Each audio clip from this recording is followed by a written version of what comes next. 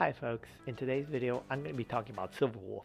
Mainly, is she possible to be built as a main DPS build and still be able to do her full support in the Memory of Chaos, the in-game of Star Rails? Now, what do I mean by a main DPS build? Well, it's a traditional DPS build where the body is done either as a crit rate and attack percentage, the boot is done as an attack percentage, the spear is a damage percentage, and your rope is done as an attack percentage. So how is that possible? How can you achieve that and still be able to do her full support role on top of that? Now in this video, I'm going to be giving you a breakdown of all as far as her support build, how you can maximize your damage as a DPS build, and how you can achieve that with like the relic pieces that you need, what percentage you need, and what rows that you have to get on your relics in order to get that at your main end goal for your Silverwolf. Because in this game, Memory of Chaos, support build Silverwolf is nice and all, but without enough damage, your whole team might not be able to clear the rounds fast enough to get that 3-star clear. So for those free to play out there that want to maximize your damage on your Silverwolf and still have the full potential that she's going to offer with their debuffs, then this video might just be for you. Now this video is going to assume that you have E0 Silverwolf and an R5, the free 4-star Lycone from the event. Now if you haven't gotten that free Lycone, go out there and do so now, because I doubt Hoyoverse is ever going to rerun that weapon ever again because it's so OP. Now without further ado, let me break it down for you in this next segment. Now before we start, we're going to make some assumptions. Since this is going to be her in build, we're going to assume that she's going to be at max level. Her talents are going to be at max. That means her skill, her ultimate, and talents are going to be level 10. All her nodes are going to be open. Now, right now, in order for her to be an effective support build, there's two criteria. One, you have to build her with enough effective hit rate to be able to land her debuffs, and two, be fast enough so that you can land their debuffs on the enemy at a constant rate and keep that application uptime 100%.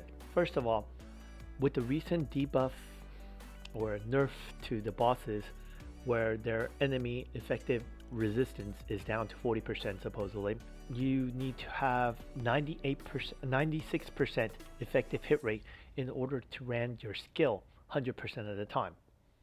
Now 96 effective hit rate does seem high, but it's not that hard, because especially since the free-to-play weapon that you got gives you 40% effective hit rate, your natural nodes gives you 18%. That's already 58%.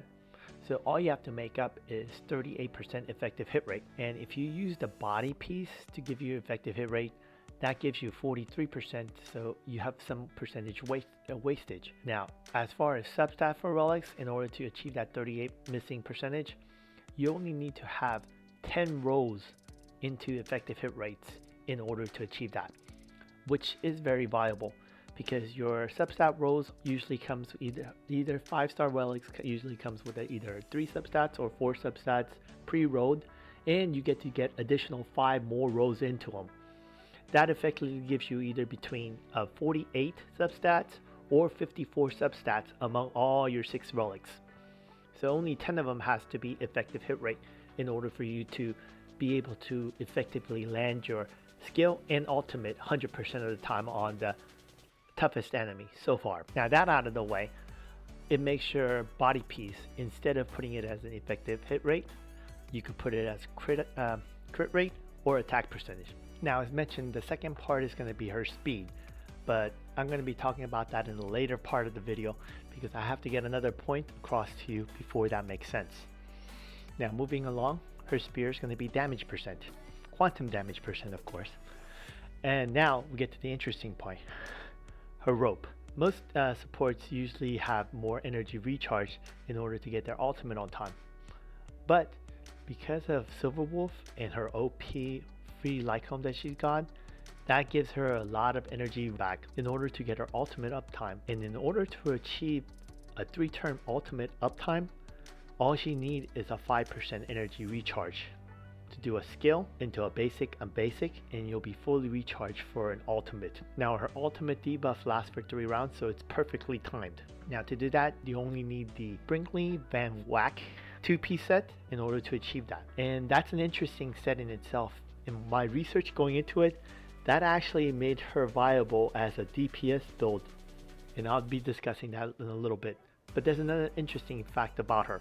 Because of how much energy recharge that she's able to generate from her free light cones, if you build her with a full energy recharge plus the Sprinkly Van Whack 5% to achieve the 24.4 energy recharge rate, you could potentially, hypothetically, because I haven't been able to farm that with the artifact set with an energy recharge to test it out. I've been unlucky, oh my god. I've tried. Essentially, you could have her on a 2 rotation ultimate that you could do a skill, and you'll be fully charged for an ultimate. Now, if anybody's actually been able to do that, put it in the comment section and let me know if that works right. But that's as far as the theory crafting goes and the percentage on the screen that you can see, it is viable and it should work. Since the other one is more theoretical, I'm gonna go with more practical right now. The skill, basic 3-turn rotation to get her full ultimate charge up. So that only requires you to have that Brinkley Van Wick artifact 2P set. So it frees up her rope to get an attack percentage. The Sprinkly Van Whack artifact has another part where if you're able to get her speed up to 120, you'll be advanced 40% on the first turn. Now, most people think, oh, that only does it on the first turn. But the application of that is actually far reaching than you might actually think. Now we come to the speed. Silverwolf has a natural base speed of 107. To get the 120 needed for the Springley Van Wick artifact, it's easy to achieve. You could do it one of 2 ways. You could just get it purely in substats, or you could use the Musketeer Wild Weed set, which gives you 6%, and then get additional 4 rows into speed substats in order to achieve the 120 needed to trigger the second portion of that artifact. And why do you want to do that? It's because it gives her a boost at the beginning, but not only that, it also has a lasting effect on every other turn that she has. So why is that important? It has to do with the action speed. Because she reduced the action value at the beginning, subsequent action value, even with her slower speed of 120, still allows her to go in an action sequence at a rate that keeps up with the other enemies. Now, these speed charts are based on 2 assumptions. One, that your ultimate is going to be ready on the second turn, because on Memory of Chaos you get 50% energy at the beginning of the combat, and she's able to recharge it up to max by attacking twice. Second, the speed debuff that she gets from her talent is applied to all the enemy attacks. Why is that? Because we're assuming because she's going to be doing her talent to trigger 1 instance of the bug and the initial attack that she's going to be doing first before the enemy attack, those 2 are going to simply trigger her talent to get that, land that 6% speed debuff onto the enemy, which in turn will reduce their action value for their first round before they even get to attack. That's the 2 assumptions that I'm making for all this chart. I got a chart for her speed at 120, her speed at 132, which is just her with speed boots, and at the highest speed that she can normally get without any substats in speed will be 138 from getting her Musketeer of Wild Wheat plus having speed boots to achieve that 138. I'm going to give you a little explanation. Now, the main thing that you're going to be worrying about is how well is she going to be able to apply her debuff, and how long is she be able to maintain it without having any breaks. At the lowest, at 120 speed with the Spring Van Wick, here's the chart for you. Now, there's 3 columns going down. The first column is your Silverwolf's action speed numbers. The second column is the action speed of the enemy at the speed of 144. And then the third column is the enemy with 172, the highest reported speed right now, their action values per turn. And this is for all 10 rounds. If you do the normal skill positive rotation of skill, normal attack, 3 rounds. Now, in order to compensate for that gap, what you can do, skill and a normal attack rotation, which is skill point neutral. So you won't be able to make any skill points for your other teammates, but you won't be taking it away from them because you'll be doing a skill than the normal attack to compensate for her skill usage. So this would be a skill neutral attack rotation, which actually covers up all, even at the higher tier. It's able to make up the difference so that basically keep the uptime on her skill 100% of the time. When we go to her ultimate, because her ultimate, no matter which of the two paths you use, you're only able to charge it up every 3 turns. You do have a couple of gaps up here. So if you have any other characters on your team that advance your skill, or the Black Cone Dance and Dance that advances your whole party's advancement forward, this could completely easily make up for the gaps that she's having in those couple of turns. Between those two rotations, you have no problems whatsoever covering 100% of the time the enemy that you're targeting. To conclude, we got some of the key things out of the way.